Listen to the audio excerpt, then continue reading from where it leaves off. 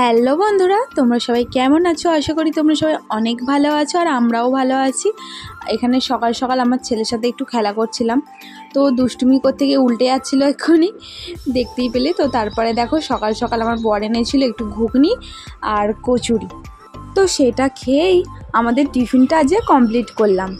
তারপরে তোমাদের তো আগের দিন বলেইছিলাম যে পরের দিন করবো ফ্রায়েড রাইস আর চিলি চিকেন, তো সেটাই এখন করতে চলে এসেছি। দেখো সব কিছু ফ্রায়েড রাইস আর কেটে নিয়েছি, আর নিচে ছিল চিলি চিকেনের সব প্রিপারেশন।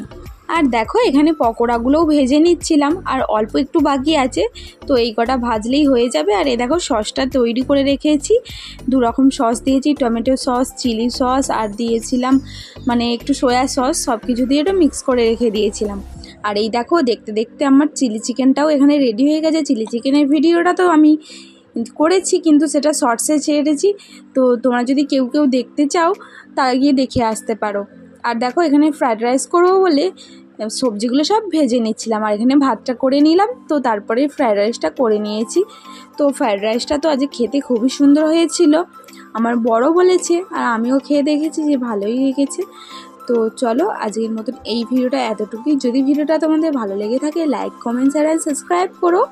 তো চলো আবার দেখা হবে নতুন কোনো ভিডিও, ততক্ষণের জন্য টাটা।